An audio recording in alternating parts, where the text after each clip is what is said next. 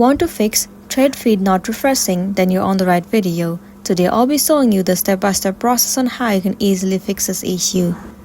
So the very first thing you want to do is head over to Safari. In the address bar, search for thread outage. Now head over to the very first site, downdetector.com. Wait for a while for it to load. In this page, you can check whether the server of Thread app is down or not.